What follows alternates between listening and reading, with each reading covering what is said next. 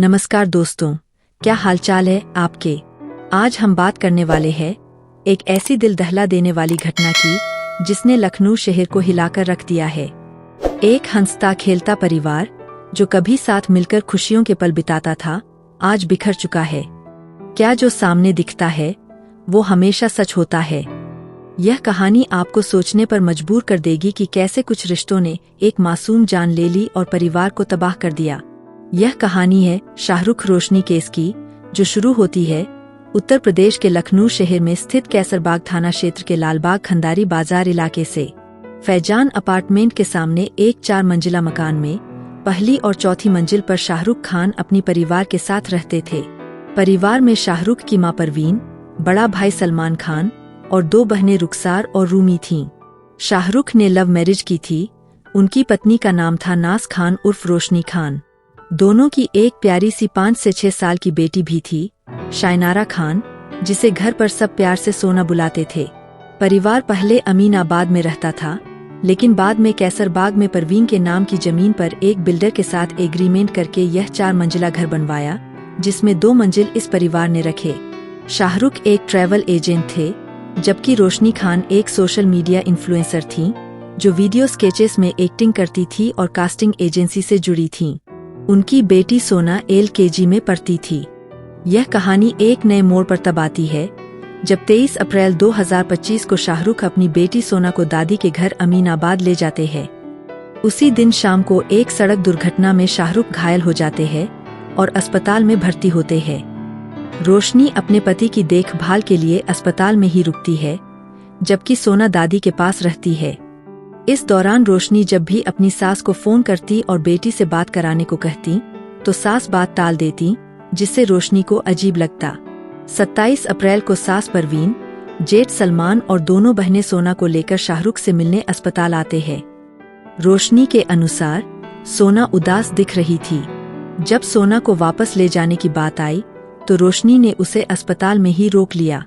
रात में पूछने पर सोना ने अपनी मां को बताया कि दादी, बुआ और बड़े पापा ने उसके साथ मारपीट की है और कुछ गलत किया है।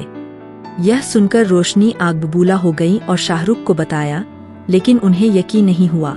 अगले दिन 28 अप्रैल को रोशनी ने चाइल्ड केयर हेल्पलाइन पर कॉल किया और फिर बेटी को लेकर कैसरबाग कोतवाली गईं, जहां उन्होंने लिखित शिकायत दी।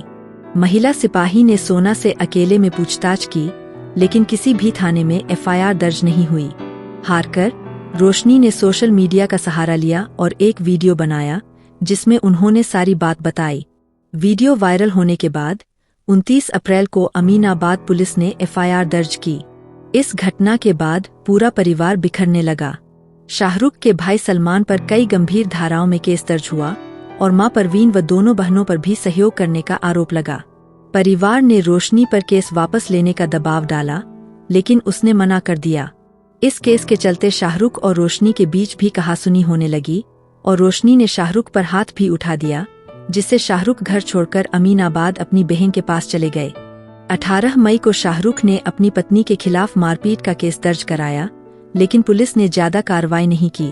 रोशनी ने अपने सोशल मीडिया पर व्हाट्सएप चैट के स्क्रीनशॉट भी पोस्ट किए, जिनमें शाहरुख केस वापस लेने का दबाव डाल रहे थे। शाहरुख ने अपनी बेटी सोना से मिलने की जिद की और रोशनी को 2000 रुपए भी दिए। रोशनी मान गईं और 22 मई को शाहरुख और सोना राय होटल में मिले। इस मुलाकात के दौरान फिर से शाहरुख और रोशनी के बीच कहासुनी हुई, जिसके बाद रोशनी ने शाहरुख के खिलाफ कैसरबाग थाने में मारपीट का केस दर्ज कराया। पुलिस ने शाहरुख को उठाया और जेल भेज दिया, जहां से वह जैसे तैसे छूटे और फरार हो गए। मीडिया रिपोर्ट्स के मुताबिक वह अब अमीनाबाद में अपनी बहन के ससुराल के पास किराए के मकान में रह रहे थे। भयानक रात 14 जुलाई 2025। रोशनी सोशल मीडिया पर काफी एक्टिव थी और अक्सर रील्स और वीडियो बनाने के लिए घर से बाहर रहती थीं। अपनी बेटी सोना को घर पर अकेला छोड़ जाती थीं। फिर आता है 14 जुलाई 2025, सोमवार का दिन। रोशनी दिन में घर से निकल जाती है और अगले दिन 15 जुलाई की सुबह 3 बजे वापस लौटती है। जब वह मेन दरवाजा खोलकर अंदर जाती है तो देखती है कि बेडरूम में बेटी सोना सो रही है, लेकिन कुछ अजीब लग रहा था। रोशनी ने चेक किया तो देखा कि सोना की सांसें नहीं चल रही थीं और चेहरे व गले के आसपास कुछ निशान थे।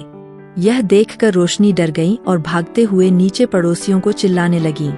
सुबह लगभग 5:15 बजे उन्होंने पुलिस हेल्पलाइन नंबर 112 पर कॉल किया। कैसरबाग थाना प्रभारी अपनी टीम के साथ मौके पर पहुंचे। रोशनी ने तुरंत अपने पति शाहरुख पर आरोप लगाया कि उन्होंने ही यह सब किया है। पुलिस ने गौर किया कि बिल्डिंग में जाने के 2 ही रास्ते थे, सीढ़ी और लिफ्ट। सीढ़ी का दरवाजा बंद था और लिफ्ट खराब थी। रोशनी ने सुझाव दिया कि बालकनी के रास्ते भी कोई घर में आ सकता है। फॉरेंसिक टीम और वरिष्ठ अधिकारी मौके पर पहुंचे। फ्लैट से काफी बदबू आ रही थी। फॉरेंसिक टीम ने सबूत इकट्ठा करना शुरू किया, जिसमें पैरों के निशान और उंगलियों के निशान शामिल थे। शुरुआती पंचनामा के बाद शव को पोस्टमार्टम के लिए भेजा गया। रोशनी पुलिस से शाहरुख को पकड़ने की गुहार लगा रही थीं। पुलिस की टेक्निकल टीम ने शाहरुख के फोन नंबर की लोकेशन ट्रेस करना शुरू किया और इलाके के सीसीटीवी कैमरों की जांच की। रोशनी के कहने पर शाहरुख के खिलाफ एफआईआर दर्ज हो चुकी थी। पुलिस की एक टीम शाहरुख के पास अमीनाबाद पहुंची। पुलिस यह देखकर हैरान रह गई कि शाहरुख ठीक से चल भी नहीं पा रहे थे, क्योंकि सड़क दुर्घटना के कारण उनके पैर में रॉड लगी थी।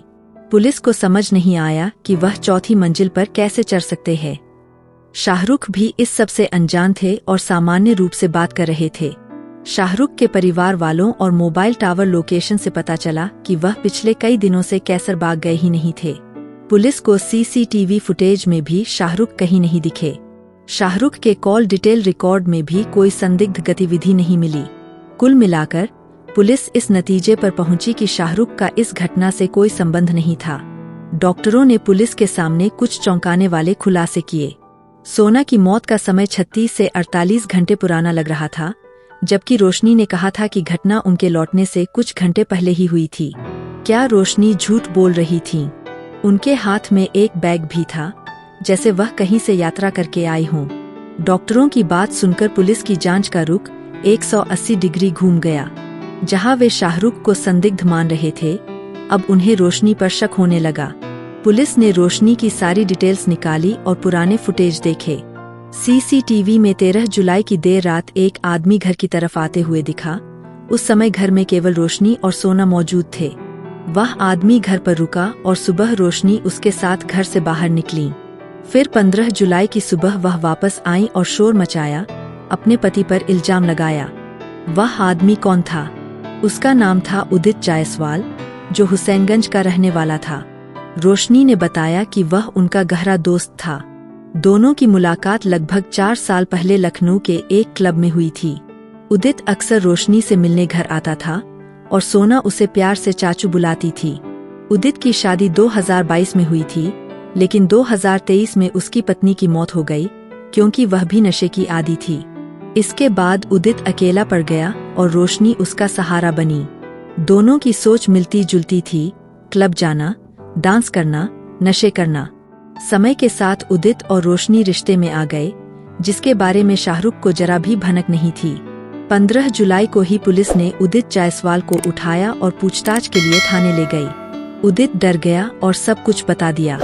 इसके बाद रोशनी को भी उठाया गया, जिन्होंने पहले तो मना किया, लेकिन उदित को सामने लाए जाने पर सच्चाई कबूल कर ली। चौंकाने वाली साजिश, परिवार को फंसाने का खेल। रोशनी एक शातिर महिला थी। उसे अपने फोन में सब कुछ रिकॉर्ड करने का शौक था, ताकि वह किसी को भी किसी भी केस में फंसा सके। उसके आस पड़ोस के लोग उससे दूरी बनाए रखते थे, क्योंकि उन्हें लगता था कि उसका चरित्र ठीक नहीं है। पुलिस को घर के पीछे से ढेर सारी शराब की बोतलें और नशे के पैकेट्स भी मिले। रोशनी के ससुराल वाले उसे नशे और क्लब जाने से रोकते थे और उदित से मिलने में भी दिक्कत होती थी। इसी वजह से रोशनी और उदित ने मिलकर एक भयानक साजिश रची। उदित ने एक बार नशे में सोना के साथ गलत व्यवहार किया था। रोशनी ने इस मौके का फायदा उठाया और अपनी बेटी को समझाया कि यह सब उसकी दादी, बुआ और बड़े पापा के कहने पर हुआ है। उसने सोना को सिखाया पढ़ाया कि कैमरे के सामने यही सब बोलना है, ताकि पूरे परिवार को फंसाया जा सके। इस तरह अप्रैल में परिवार के सभी सदस्य जेल चले गए और उनकी इज्जत मिट्टी में मिल गई। अब केवल शाहरुख बचे थे, जिन्हें भी रोशनी ने घर से निकाल दिया। वह बार बार शाहरुख से कहती थी कि पैसे ले लो और केस वापस लेकर शहर से चली जाओ, हम तुम्हें तलाक दे देंगे, बस बच्ची को हमारे पास छोड़ दो। शाहरुख अपनी बेटी की मांग कर रहे थे और उसे 5 लाख रुपए का ऑफर भी दिया, लेकिन बेटी सोना रोशनी के लिए केवल एक मोहरा थी, जिसके जरिए वह पूरे परिवार को हमेशा के लिए जेल में रखना चाहती थी। सोना हमेशा अपने पिता के पास रहने की जिद करती थी, लेकिन रोशनी उसे जाने नहीं देती थी, क्योंकि उसे डर था कि सोना सारी सच्चाई बता देगी और पूरा परिवार जेल से बाहर आ जाएगा। सोना को उदित भी पसंद नहीं था। पिता के घर छोड़ने के बाद वह उसे गंदा चाचू कहकर पुकारने लगी थी।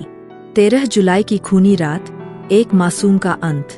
13 जुलाई का दिन रविवार था, इसलिए सोना स्कूल नहीं गई थी और घर पर थी। मस्ती मस्ती में उसने अपनी माँ का ब्लूटूथ स्पीकर छिपा दिया, जिससे रोशनी ने उसकी पिटाई कर दी। सोना रोते हुए अपने कमरे में जाकर सो गई। रात को रोशनी ने उसे खाना खिलाया और फिर सुला दिया। उसी रात उदित हमेशा की तरह घर पर आया। दोनों ने नॉनवेज और शराब की पार्टी की और फिर आपत्तिजनक डांस करने लगे। इसी दौरान सोना म्यूजिक की आवाज से जाग गई और देखने के लिए बाहर आ गई। रोशनी ने उसे डांट फटकार कर कमरे में भेजा। सोना ने कहा कि वह अपने पापा को सब कुछ बता देगी। यह सुनकर रोशनी को गुस्सा आया और उसने सोना की पिटाई कर दी, लेकिन इस बार सोना ने विरोध किया और वापस अपने कमरे में सोने चली गई। इसके बाद गुस्से में रोशनी सोना के कमरे में गई और उसके गले पर हाथ रखा। सोना चिल्लाने लगी। उदित ने तकिया रखा और दोनों ने मिलकर मासूम सोना का काम तमाम कर दिया। उसके बाद उन्होंने फिर से पहले की तरह पार्टी की, खाना पीना खाया और उसी बेडरूम में आकर सो गए जहां बेटी थी। सुबह जब वे उठे तो देखा कि बेटी के कपड़ों पर लाल पदार्थ लगा हुआ था और मुंह के पास भी था। रोशनी ने उसके कपड़े बदले और पुराने कपड़े एक प्लास्टिक बैग में रखकर अपने साथ ले लिए। फिर उन्होंने घर की साफ सफाई की ताकि कोई सबूत न मिले। फिनाइल से सफाई की गई। रोशनी के दिमाग में एक आइडिया आया कि क्यों न इसका इल्जाम शाहरुख पर लगा दिया जाए। इसके बाद वे दोनों घर को लॉक करके कहीं ठिकाना ढूंढने निकल गए।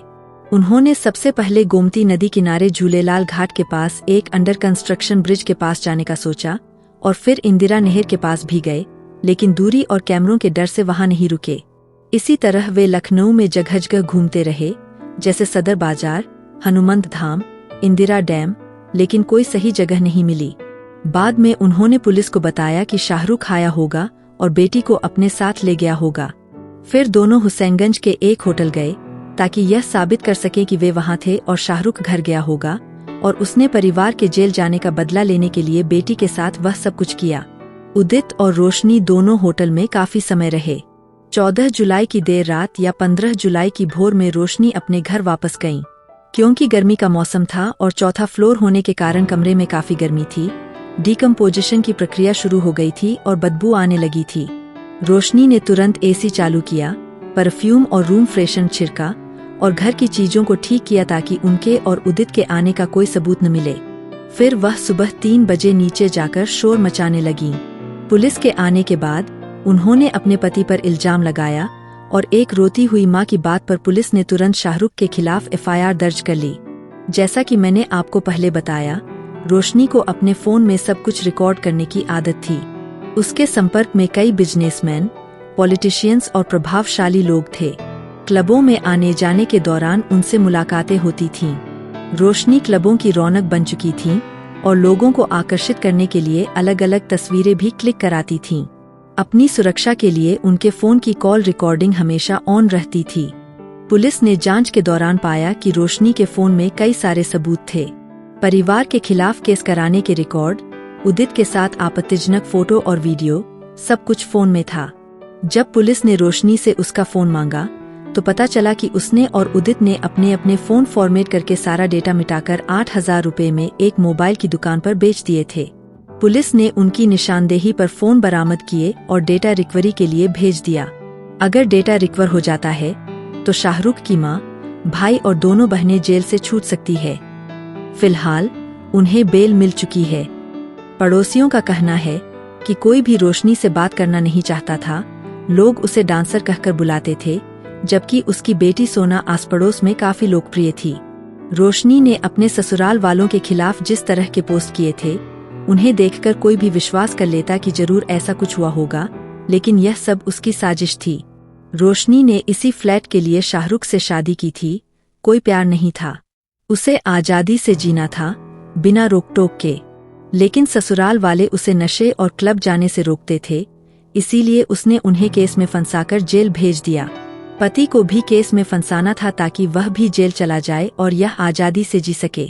उसके बाद सारी प्रॉपर्टी और यह फ्लैट सब कुछ उसका हो जाता और वह उदित के साथ आराम से रह सकती।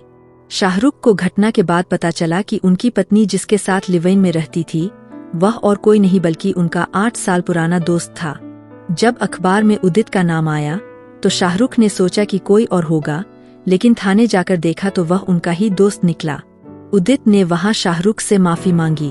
18 मई को जब शाहरुख ने मारपीट की शिकायत की थी तो पुलिस ने कोई खास कार्रवाई नहीं की, लेकिन जब पत्नी ने 22 मई को शिकायत की तो पुलिस ने शाहरुख को उठाकर जेल भेज दिया।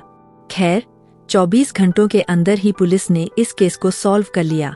16 जुलाई को उदित जायसवाल और रोशनी खान को आधिकारिक तौर पर गिरफ्तार कर लिया गया। दोस्तों, यह थी शाहरुख रोशनी केस की दिल दहला देने वाली कहानी। कमेंट करके अपनी राय बताइए। इस वीडियो को लाइक और शेयर जरूर करिए और हमारे चैनल जुर्म और नेम को सब्सक्राइब करके बेल आइकॉन ऑन कर लीजिए। मिलते हैं नेक्स्ट वीडियो में। धन्यवाद।